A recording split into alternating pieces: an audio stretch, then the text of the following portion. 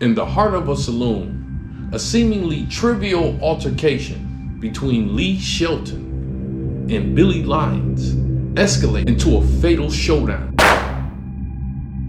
setting in motion a chain of events that would shape the acceptance of gangster music. From the gritty streets of St. Louis to the pulsating beats of modern rap, Stagger Lee's story has etched itself deeply into the cultural fabric. So you go by a record. I'm born 1932. You go by the record we was listening called Stagger Lee. This is a song where a dude blew a cat away over a Stetson hat, and people was dancing to it. Go Stagger Lee. Well, how did a 5'7", 120-pound pimp from the red light district in the 1890s leave a legacy that would bloom from a lowly dive bar saloon in St. Louis to the silver screen? All this over a hat. You never heard of Stagger Lee? Yes. What is Stagger Lee? Okay, what's Stagger Lee? Stagger Lee was a pimp who wore a Stetson cap, who killed the nigga for knocking off his cap and wrote a song about it. What was the name of the song? Stagger Lee, nigga. It was Christmas night, 1895, when Lee Shelton walked into the Bill Curtis saloon for a drink and asking who's treating. The other men at the bar pointed to a familiar face, Billy Lyons. The two men had chatted before at the same bar, so Shelton seated himself where the men could chat for quite some time. The conversation would turn physical when the topic would turn to politics. Lyons, a staunch Republican, and Lee, a well-known Democrat, had political chit-chatter before, but it never turned physical. This aggressiveness would take shape in the two exchanging blows to each other's hats, with Lee causing quite significant damage to Lyons' derby hat. Lyons wanted some money for the damage, which was declined, and caused him to grab Lee's Stetson hat, which changed the temperature of the situation. In those days, Stetson hats were of luxury, especially among the wealthy, rich Caucasians. In that era, a black buying one was looked upon as a step into manhood, as post-Civil War blacks reached to be looked at as equals on all levels. So when Lyons took Lee's Stetson hat, the argument switched to Lee retaining his hat. After failing to talk Lyons into returning the hat, Lee pulls out his .44 Smith & Wesson revolver, where he pistol whipped Lyons. Billy Lyons then reaches for a knife while telling Lee, "I'm going to make you kill me." Stack Lee backs up and shoots Lyons in a bar of 25 people. He then walks over and retrieves his hat. A newspaper account on the event described Lee Shelton as walking out coolly after grabbing his Stetson hat from a deceased, Billy Lyons. Lee Shelton was quickly arrested in a nearby red light district where he admitted to the shooting.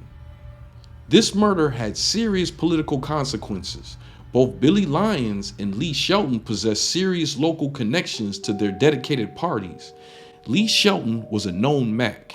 Macs were like pimps who wore flashy clothes, never shied away from attention. Lee was a particularly powerful pimp because he ran the 400 Club, a brothel, where they served and helped garner votes for powerful and wealthy local elites who were in control of St. Louis. Billy Lyons was the son-in-law of Henry Bridgewater, who was the richest black man in St. Louis and a powerful Republican figure who most of the black community supported. In those days, the political climate was much different than today. The Democrat Party was the party of the KKK and was against abolition, while the Republican Party was the one that freed the slaves. So after this murder, 300 Republicans showed up to the prison where Stack Lee was kept, wanting to lynch the neighborhood Mac. No one can explain why this event became so popular it would one day lead to a #1 Billboard hit. 5 murders in St. Louis occurred the same night Lee Shelton shot Billy Lyons, but ballads on the murder began to appear as early as 1897 as ragtime. A song called Stagger Lee was first mentioned in 1897, Leavenworth Herald, as being performed by Professor Charlie Lee, the piano thumper. Some will debate that the first versions were field hollers from black forced laborers along the Mississippi River.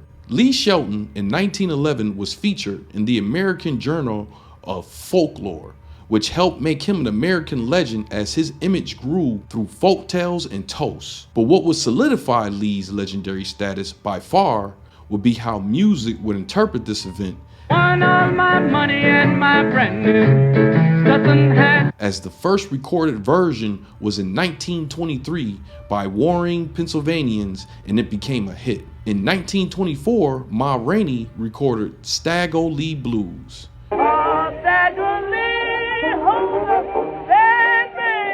Regarded as one of the most definitive recordings of the song, came in 1928 from Mississippi's John Hurt. Stagger Lee did curse, the judge said, let's kill him before he kills some of us. He's a bad man, oh cruel Stagger Lee. None of these will be able to match the performance of Lloyd Price, whose version landed him #1 on the US R&B charts and rock and roll charts. He became the first black artist to do so. Down. I was standing on the corner when I heard my bulldog bark. And I Stagger Lee and Billy took first Stagger State. Lloyd Price version came out in 1958 and is ranked 456 of Rolling Stone's top 500 songs of all time. It also sat at #7 on the UK charts. But like many gangster songs that came after, Lloyd Price had to make a more toned down, censored version before appearing on Dick Clark's American Bandstand. In this version, there is no shooting, but just an argument. Stagger Lee told Billy, I can't let you go with that. Price made this a popular song that also had a dance that he was accompanied by called the Shag. It is also probably the most covered version today, making Stagger Lee almost a rite of passage within the blues and rock and roll community.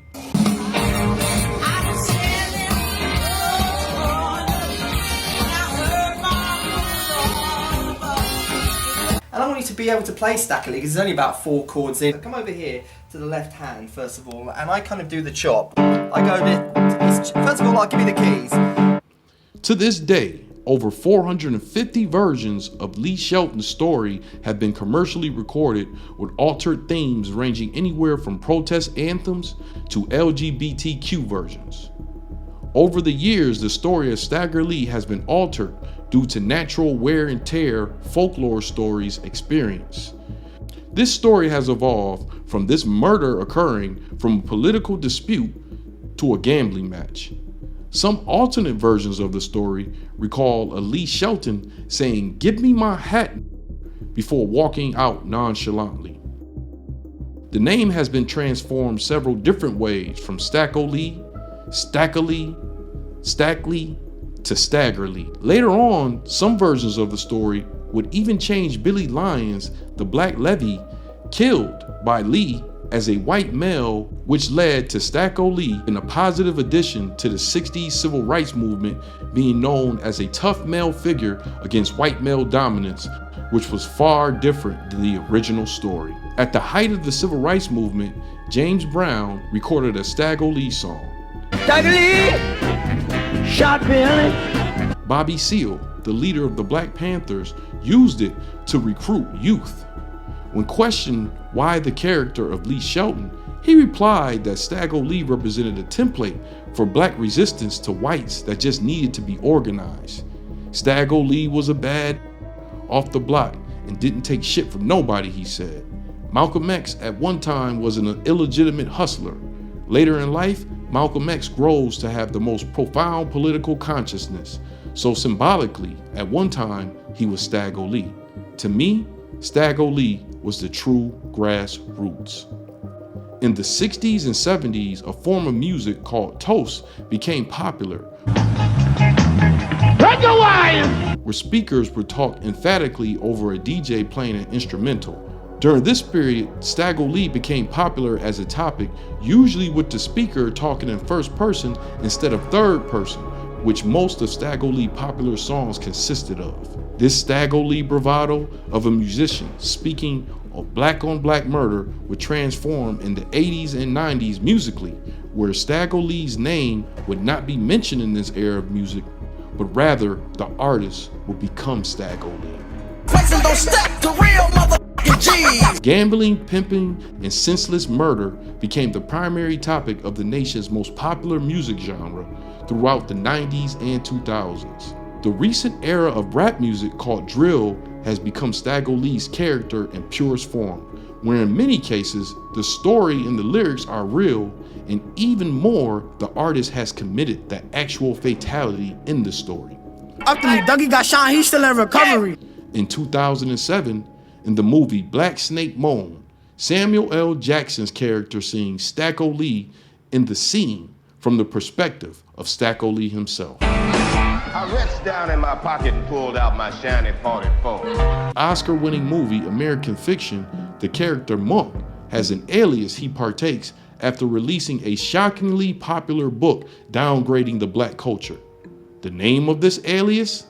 Stagger Lee. Far-reaching for a man 5'7", 120 pounds, who murdered another black man for what came down to a Stetson hat. A hat that would lead to a murder, that would lead to an event that will penetrate folklore, blues, rock and roll, and movies. A story that would include dozens of different versions, themes, and even infamous rumors like this one. Stagger Lee was a pimp who wore a Stetson cap, who killed the nigga for knocking off his cap and wrote a song about it. Lee Shelton never wrote a song about this murder he was charged. So what happened to the man, the myth, the legend, Lee Shelton? After being arrested and charged with murder, Shelton, through his political connections, retained the brilliant bohemian with an opioid addiction, Nat Dryden. Up against an expensive prosecution funded by Billy Lyons' rich uncle, Bridgewater, Dryden was able to get a hung jury the first trial. The second trial in 1897, with a new judge and free of Dryden, Shelton was found guilty and sentenced to 25 years in the Jefferson City Penitentiary. After years of Democrats petitioning for his pardon and release, finally, in 1909, Stagger Lee was granted parole. Lee opened up a saloon in the Morgan neighborhood he once reigned in, but failed because most of his political plugs were no longer in office. In 1911, he was arrested once again for robbing and pistol whipping a man and sentenced to prison, where some Democrats again asked for Shelton to be pardoned after coming down with tuberculosis. The governor would decline, and the American folklore legend would die in a prison hospital bed in 1912.